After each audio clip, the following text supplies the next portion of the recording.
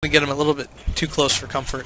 We are seeing Carapace level 1 as well, and if we see an Infestor Pit, I will cry ultras till the day I die.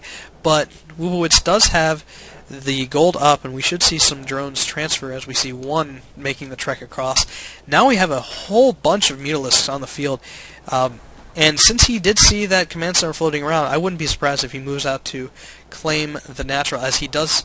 His opponent does have 5 siege tanks out and a bunch of Vikings. Vikings don't do particularly well against Mutalisks because of the slower fire rate, and their bonus damage does not do to light as Mutalisks are light.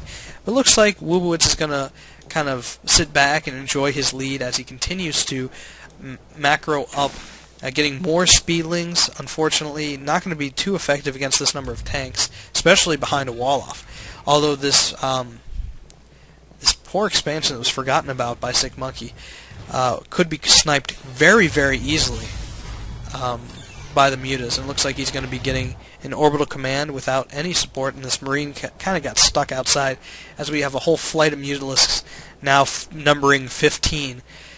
This supply depot is about ready to die, as are these Vikings kind of hastily made along with a whole group of Marines.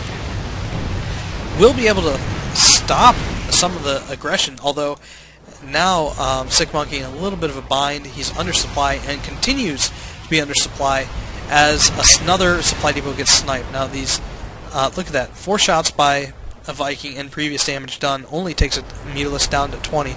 We'll see if he decides to use a transfusion on the Muta, which is very, very smart. We do see flyer attacks level 1 as well as 2 more Mutalisks. So mass Mutalisks, we do have a Thor on the field finally, as well as Banelings. So we're seeing Muta Baneling as well as some Overseers. Apparently he's really thinking hard about Banshees, as I'm not sure why Sicmonkey hasn't transferred some of his workers. He does have 28 in the field, which is about actually right for one base, especially since he has 6 mining gas.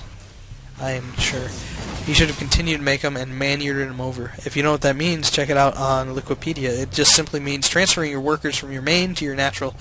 And now with mineral fields depleting all over the place, he is forced, hopefully, to move some over as he does get more missile turrets. Now we do have that same flight of Mutalisks increased by 2. Going to be harassing. This time Sicmonkey is in a good spot to defend it. Unfortunately, this leaves his whole front open. The Thor is trying to get out, but unfortunately it can't quite do it. And it looks like Sicmonkey successfully defended that one. And now he's just going to pick off the medevac and just engage. He's going to lose 3 Mutalisks, but all in all, it was a fair trade after sniping a Viking and a medevac. The medevacs don't come cheap, of course, and probably aren't going to get replaced that easily as he's going mass Viking. Now we see a massive amount of Speedlings and Banelings. I'm not sure how well this is going to do because of the tanks. They're not sieged. Oh no, this could be bad actually. If he sieges up, if Sicmonkey sieges, it'll be a lot different. Unfortunately, the Mutas, since they are clumped up, will die very quickly to Thors. Look at that. If we select them, look how fast they're dying to the Thors. Move the Speedlings in, please, come on! This could be very exciting. Corruptors corrupting the units and also taking heavy casualties are the Vikings. And now we're moving with the Banelings. Banelings blowing up the bio, not getting into the bio. Oh, only a couple going to kill it. These Corruptors will finish off the Viking, yes. And now this, everything dies. He's working on the wall off, not just absolutely neglecting this entire mineral line for Sicmonkey. This Baneling looks like he's going to be rolling around and not going to be doing much of anything right now as the wall off goes down. A Viking landing here to take care of the Zerglings. This Baneling going to be moving in, making his long trek just to blow up, and only damaging a couple of the SCVs that are scrambling for resources. Meanwhile, we do have the other Zerglings attacking tech labs and missile turrets. This one will go down. More mech on the field for Sicmonkey, as well as a 3rd command center. Meanwhile, a ton of air units coming into play for Woobowiz, as well as a ton of Zerglings. Look at that. In production, we have over 50 Zerglings.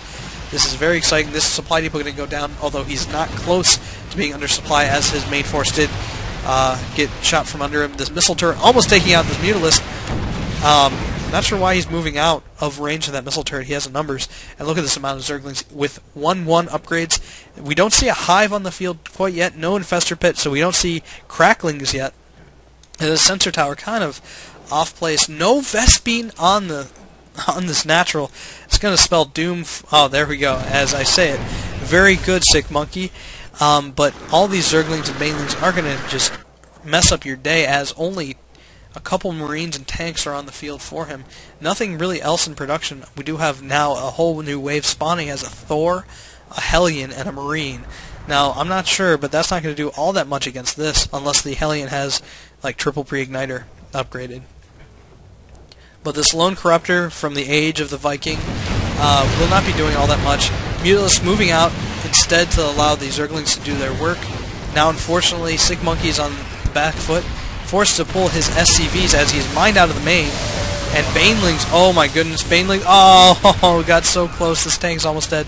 A bunch of these SCVs are in the red, but look at all these Zerglings just absolutely tearing the orbital up. And now they're even moving into the main, going to be taking out this siege tank, and that should be pretty much it, as this Viking standing idly by, he says, yeah, that's GG. So 3 base Zerg against, let's call it 1.5 base Terran, as he was mined out, so maybe just a half base, because he wasn't utilizing the gas. Whew. Ling Baneling Muta. Nice combo there. But Woobowiz is 1-0 in Group A. And he's just continuing to wreck his Sicmonkey's base, even killing those poor guys getting gas. Orbital has full energy on it because his other one died. He's got nowhere to mine. And now Sicmonkey, unfortunately, making excuses. Not sure why he signed up as Terran then. I believe he played Terran. So Sicmonkey, though, bowing out gracefully. So overall, pretty good game. Woobowiz rushing in there with Zerglings, wrecking everything, catching his opponent a little bit out of position after kind of discombobulating him with the Muta Harass. So it looks like Sicmonkey is not going to tap out until his command center dies, maybe? I'm not sure. He's just moving his Mutas around with patrol move as he has more Zerglings on the field. We do have now a lair finally morphing into a hive. We do have 1-2 Zerglings on the field though, so that's nice. The command center is burning. Rank 9 diamond, yes, that's quite impressive. I used to be rank 9 until I stopped playing ladder a couple weeks ago. But Mech owned Zerg, very much so. You have to suicide many waves of roaches or kill your own mutas, basically, to get in there. So, looks like this command center is going to go down. So, Sicmonkey calling GG yet again, and Marauders kill all gateway units. That is very true. Marauders with concussive can do a very mean rush to Protoss. And there we go.